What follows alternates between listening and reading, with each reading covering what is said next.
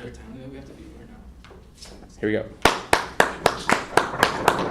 Yeah, sorry. Alright, does anybody know anybody that's colorblind? What? Besides myself? Okay. Actually, quite a few people that I thought. Alright, so I'm colorblind, obviously, that's why I'm doing it on this. For my freshman year in high school, I decided to take a graphic design class, and I knew I was colorblind, but I didn't think it was going to affect me so much. But one of the very first assignments was to basically go to Google, find a picture of a hamburger, outline it, put it on Photoshop, and just color it in. And I did that, and then the teacher was walking by and looked at my burger and asked, "Why is the bun green?" And to me, I've always seen it green, and that's the color. And she told me basically to everybody else it looks moldy or just like nobody will eat it. And she showed the entire class, right, to show like an example of somebody that's colorblind. Right, to me I was embarrassed, but later I just owned it because I was different. And so there's 1 in 12 men that are colorblind, and there's 1 in every 200 women that are colorblind. And so Savone of the OCLC Systems and Services 2013, the research of the types of colorblindness is, I forgot my preview. Okay. So there's different types of colorblindness, which is one of the first main points. The weird to pronounce, the deuteranopia, meaning the people who don't see the green hue, meaning the green photoreceptors are gone. So they blend in red and green together. So to them, it's hard to differentiate between the two. And there's protanopia, which is what I am. For that, people that see red confuse it for black, or dark green could be within the same color. Blues and purples are hard to distinguish, or pinks could look like gray. And then the third one, which is, so it goes the most common, more severe, and then there's the really rare one, which is tritanopia blue, which is they don't see yellow at all, and blue and green mixed within. So basically, almost imagine a filter that's like a blue and greenish, but the red pops through it. So it's like Instagram filter with just the red is showing everywhere. And that's the 3 more common types.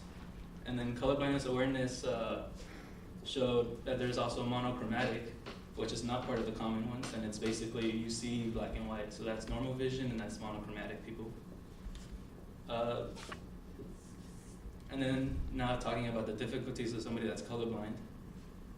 See, Zella and others from the New England Journal of Medicine, 2013, they found a study where there was a child that was red-green colorblind, and basically he didn't realize his own stool was red, meaning it was bloody, and so if you're using the restroom and it comes out red, you should probably see a doctor. And he didn't know that was going on for months until the mother found out. And then luckily they say this guy apparently had like some really like dramatic disease within his intestines. So that's a difficulty, that's like a more severe difficulty that most people wouldn't have that are colorblind. Other difficulties are the OC 2010. They're researchers that communicate mainly through maps and other colored basically designs. And they noticed that in most textbooks that everything's for like normal vision people, but colorblindness isn't rare, so people know about it, yet they don't make textbooks, or it's mandatory for most maps to come with a colorblind like assist. As like in the back of the pages, you could add a secondary map, so colorblind people could tell the difference. And if you see on the maps here, you could tell the different colors, but if let's say there was no legend, and the instructor was saying, look at the red part of the chart, on this side, like where's the red? And so that confuses people that are colorblind, and they end up learning slower than others. And then the colorblind awareness of 2018 also pointed out other day-to-day difficulties that people would face. So people that are colorblind, it's hard for them to tell if a fruit is ripe or not. So to me, these 2 bananas look exactly the same. I don't know if you guys could tell the difference, but to me, apparently ripe banana is green, and yellow isn't. And to me, they all always look the same color. They always look yellow. And then this one specifically for the traffic lights, it's for the protanopia people. As you can see, the red is more lighter than the others. For me, I can just tell that the top one is stop, middle one is step on it, and the bottom one is go. So that's how I tell the difference. Another one says like career choices are limited. You can't be an electrician unless like you have your own system that you implemented. everything's labeled for you, or you just know what your colors are. And moving on to the benefits that come with being colorblind, Shivamber 2015, I believe, said that there's a study where people that are colorblind can penetrate through camouflage. So during World War II, they would use maps, overhead maps, to look at different patterns that were like random, and somebody that was colorblind had an advantage and was able to pinpoint if something was off. And same thing with hunting, the person could tell through vegetation if like they needed something or prey that are hiding through camouflage, they can penetrate through that too. So they're at an advantage. And there's also a study where there was a sniper that was colorblind. And currently now, if you're colorblind, you can't enter the military. It's a big rule. But in the past, he went through by passing the test somehow. And he ended up taking out like undercover snipers of his team. And that was like one of the biggest accomplishments in history of a single sniper being able to do that. And he turned out to be colorblind. And then Robson of the BBC 2014, they had somebody come forward from the UK that turned out they were tetrachromatic,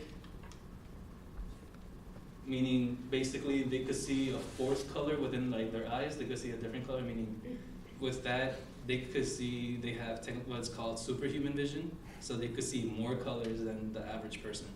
So let's say somebody's wearing an outfit it matches red and red, but this person can notice that the top was lighter than the bottom, and for whatever reason that didn't match to them, so they saw extra colors, extra shades that other people blend in. Like the one on the left, the fourth cone blends in with the red one, and on this one it's clearly distinct.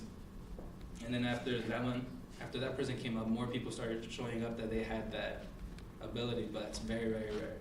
And that's another abnormal ability, which is not everybody has it, just very specific people. And then, and now you know more about colorblind people and how they see the world a little bit, and hopefully you understand their lives a little bit more, how it's slightly different than others. So somebody that's going through everyday life could just be in their head just telling like, what color is that, trying to figure it out. And if you play with people asking them, hand me that green thing or whatever, yeah, it's funny to learn to get through that embarrassment, but they own it, they see the world differently, they accept it. At least, I hope they do. So, and that helps with their mental stability as well. And then if you want to take a colorblind test, you can go to enchroma.com. I don't know if some of you have heard of it, but they also sell colorblind glasses, which from what I read, it's depending on your test, what you take, they add like a little tint to the glasses where you could see how normal people see if you are colorblind. And that's it, yeah.